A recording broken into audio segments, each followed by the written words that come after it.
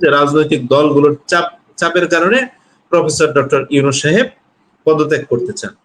আল্লাহ যাকে ওখানে কবুল করবেন, এই গুরু দায়িত্বটা দিবেন, সেই ব্যক্তিটা বসে যাবে। আমাদের উপর এখন চড়াও হওয়ার জন্য সুযোগ তৈরি করে দিয়েছে। তারা আমাদেরকে এই দুর্বলতা ভেবে আমাদের উপর এখন চড়াও হওয়ার জন্য সুযোগ তৈরি করে দিয়েছে।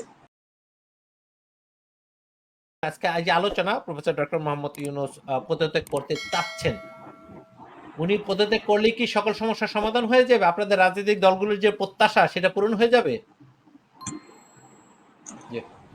আমি স্পষ্টভাবে একটা বিষয় বলতে চাই। বিষয়টা হলো এই, আমাদের কাছে প্রফেসর ইউনূস কোনো সমস্যা না। কোন রাজনৈতিক দল এখন পর্যন্ত মন্তব্য করে নাই প্রফেসর ডক্টর মোহাম্মদ ইউনূস সাহেব পদত্যাগ করতে হবে।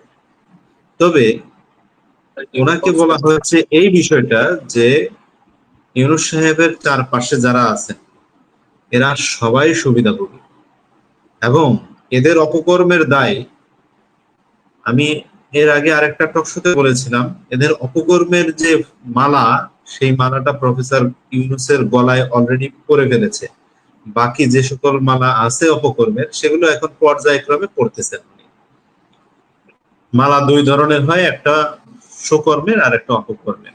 প্রফেসর ডক্টর ইউনূস অনিচ্ছাকৃতভাবে ওনার যে চারপাশে যারা অসৎ ব্যক্তি আছে, অযোগ্য ব্যক্তি আছে, তাদের অপকর্মের দায়গুলো নিজের গলায় তুলে নিচ্ছেন। তো দেখেন, আজকে প্রফেসর ডক্টর মোহাম্মদ ইউনূস সাহেবের পদত্যাগের বিষয়টা আসার পিছনের কারণটা হইল, যখন মেয়র ইশরাক সাহেব তিনি রায় পেলেন, তার বিষয়ে তিনি দাবি করতেই পারেন তাকে কেন শপথ গ্রহণ করানো হয় না, এটা তার নাগরিক অধিকার, আদালত রায় দিয়েছে।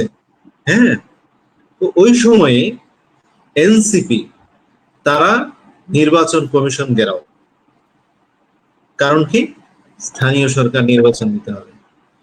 এই যে উস্কানি দেওয়া, এগুলা কি এমনি এমনি হয়েছে? আমরা আসলে মনে করতে চাই এগুলো এমনি এমনি কিছু হয় নাই। এগুলোর পিছনে বড় ধরনের একটা ষড়যন্ত্র ছিল।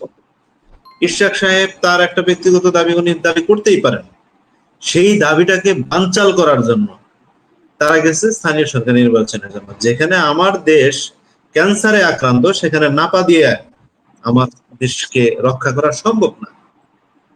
পারলে ক্যান্সার নিরাময় কেন্দ্রে নিয়ে যেতে হবে, ক্যান্সারের চিকিৎসা করতে হবে। হ্যাঁ, সেই জায়গায় নাপা দিয়ে বুঝ দেওয়া হচ্ছে যে এখন স্থানীয় সরকার নির্বাচন দেন, নাপা ট্যাবলেট খাওয়াইয়া যে ঠিক আছে, কাজ হয়ে যাচ্ছে। এরকম কিছু। প্রফেসর ডক্টর মোহাম্মদ ইউনূস সাহেব যদি পদত্যাগ করেন, পৃথিবীর ইতিহাসে কোনো জায়গা কারোর জন্য ফাঁকা থাকে না। শেখ হাসিনা বারবার বলেছেন, যে আওয়ামী লীগও বলেছেন যে আমি শেখ হাসিনা চলে গেলে আমার বিকল্প কে। ওবায়দুল কাদেররা বলছেন, হাসান মাহমুদরা বলছেন যে শেখ হাসিনার শেখ মুজিবুরের কন্যার বিকল্প কে। শেখ মুজিবুরের কন্যার বিকল্প যদি প্রফেসর ডক্টর ইউনূস দাঁড়াইতে পারেন, প্রফেসর ডক্টর ইউনূস আল্লাহ না করুক উনি পদত্যাগ না করলে, ওনার বয়স হয়েছে, আল্লাহ যদি ওনার হায়াত নিয়ে নেয়, ওই জায়গায় কেউ না কেউ বসবে।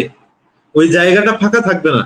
ওখানে আমি বসতে পারি, স্যার বসতে পারে, সোহেল ভাই বসতে পারে, আপনি বসতে পারেন, যে কেউ বসতে পারে। আল্লাহ যাকে ওখানে কবুল করবেন, এই গুরু দায়িত্বটা দিবেন, সেই ব্যক্তিটা বসে যাবে।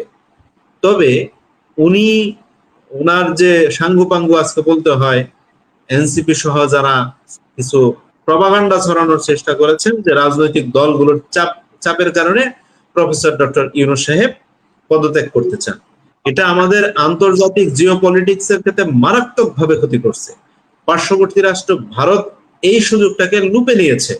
তারা আমাদেরকে এই দুর্বলতা ভেবে আমাদের উপর এখন চড়াও হওয়ার জন্য সুযোগ তৈরি করে দিয়েছে। ভারত আমাদের উপর এখন চড়াও হওয়ার একটা সুবর্ণ সুযোগ পাচ্ছে। কিন্তু তারা যে এত বড় ধরনের ক্ষতি করলো নিজেদের স্বার্থ হাসিলের জন্য, চারপাশের লোকজনের অপকর্মের কারণে উনি বিতর্কিত হয়ে যাচ্ছেন। আমরা বারবার বলেছি যে আপনার চারপাশের মানুষেরা তারা যে অপকর্ম করবে, সেই অপকর্মের দায় প্রফেসর ডক্টর ইউনূস সাহেবকে নিতে হবে। আমরা এই কথাগুলো বারবার বলেছি, বিএনপি বলেছে, জামাত বলেছে, আফসারি স্যারেরা বলেছেন, প্রত্যেকটা রাজনৈতিক দল বলেছেন যে অপকর্মের দায় ইউনূস সাহেবকে নিতে হবে।